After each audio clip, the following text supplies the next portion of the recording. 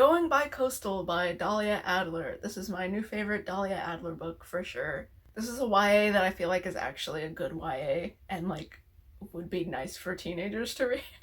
Not only did I really like these characters, probably more than in any other Dahlia Adler book, but I really like this premise. So this book is hypothetical. It follows a high school girl it's the summer between her junior and her senior year. Her parents are divorced, her dad lives in New York, and her mom lives in LA, and she has to decide where she wants to spend the summer, in New York or LA, with which parent.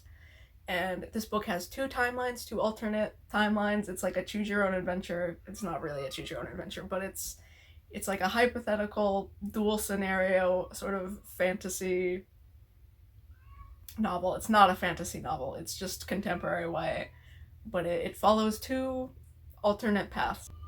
So you get two plot lines and two romances.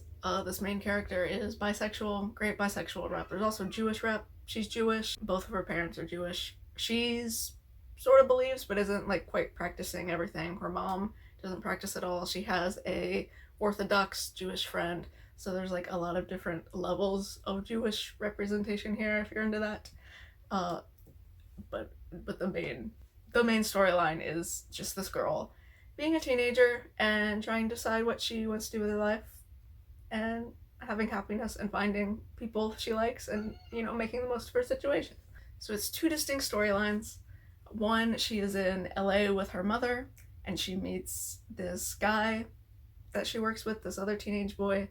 They're both interns at her mom's company, and he also works at a taco truck and he likes food and he's a nice guy. And that's one romance. And then in the other storyline, she stays in New York with her father where she normally lives, and so she sees all of her friends, her regular friends, and she talks to her crush. She's liked this girl, this redheaded girl she's never spoken to, who she's seen around a bunch, and they finally speak this summer, and they fall in love. It's a mutual attraction. They've both sort of crushed on each other from afar, and they have a cute storyline. And that's the plot. And I really like that. I think that's really unique. I've never seen a dual timeline sort of story like this, where neither option is true, but technically both are true. There's no like canonical ending. The book doesn't end, I guess spoilers, but the book doesn't end with her being like, okay, now that I've fantasized about these ideal situations, which one do I want to pick? It's not that. You don't really get a clear decision on which one she picks, like which one is the true ending. They're both true in that they're both untrue. I don't know, it's not specified, but it is, the very ending is sort of like a choose your own adventure. The last chapter is chapter 24, and they're both titled chapter 24. The timelines alternate chapters in a really nice way, and I think they overlap in like little details a lot. So in one, she'll be like having Shabbat dinner with her father, and then in the LA timeline, the next chapter, it'll be like, if I were in New York right now, I'd be having Shabbat dinner with my father. Little things like that like really tie in.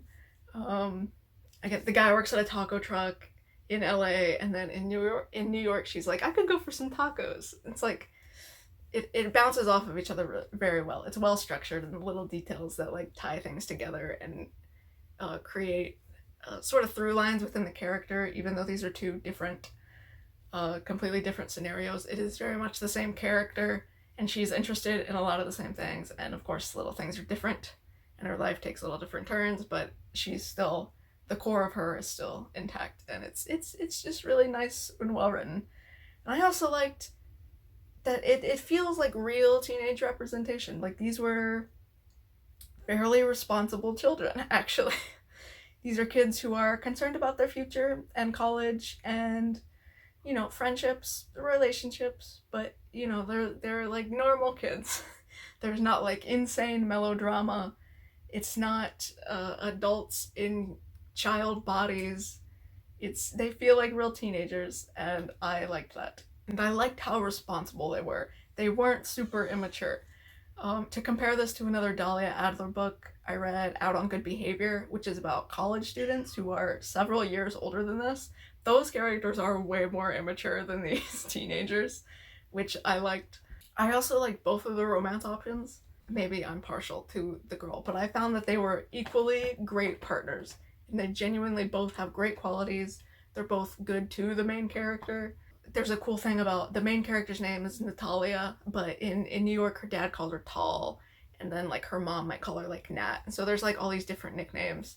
And in LA, she has one nickname, and in New York, she has another. And that's a way to help differentiate the timelines as well, even though you're clearly in different timelines. It's not confusing at all. You know where you are. It's completely different settings with a different cast of characters. So it's handled very well. The pacing's good. They felt both very balanced in the romantic partners, but also in the pacing. Like one section wasn't crazy longer than the other. One section wasn't more interesting than the other. They both had a lot going for them. They're both well written. Good chemistry with both of the leads. Genuinely well structured, well written. I really like these characters. They felt real. They felt authentic. I didn't hate them. They weren't annoying at all. They were good kids. I feel like an old lady saying that. It's like, what nice young people. There is hope for the next generation. I liked her relationship with her parents, who are very different, and they're divorced, but they're both making efforts in their own ways, and neither of them are perfect parents, but there's not like insane melodrama. It is very much like a normal divorced family, probably. It just feels like a real book about real teenagers in like a real scenario, which is funny because it's a hypothetical scenario, the whole book is, but you get what I mean. There's a lot of realism in this, and I really like that. Very refreshing. To tie to another Dahlia Adler book, I think there is an Easter egg. One of the students is about to start college, and their roommate is a queer cheerleader who is dating the queer female quarterback of their school, which I'm pretty sure is a reference to Dahlia Adler's Home Field Advantage, which I also like that book. That's just like a fun Easter egg at the end. Yeah, this was a good book. I really enjoyed this one. I think this is like her most recent book, or pretty recent. I think Dahlia Adler's gotten better over time. I've only read 4 Dahlia Adler books. I don't know how many she has actually. But I've read quite a bit of Dahlia Adler, and I like her recent stuff, and I like her YA stuff. This was a 5-star for me. Just pretty solid. Just not a lot of complaints. Really enjoyable. Would definitely recommend this for teenagers. Even if you're not a teenager. I'm not a teenager. I still enjoyed this. But I do think this would be like a great queer YA read. And I think it's great bisexual rep. Because again, both of these partners are good. And there's a lot of like side queer rep as well. A lot of her friends are gay. Or trans, or non-binary. No homophobia in this book. And there's a lot of... There's some discussion about the intersection of homosexuality and the Jewish religion. And acceptance there. I just like the book. Good book, solid book, can't complain at all. Definitely recommend this if you're into YA. And I liked seeing a new twist with the dual perspectives. I'm sure that's not like, maybe this isn't the first time this has ever been written by anyone ever, but it's rare enough that I can't recall reading anything like this, and I quite enjoyed it.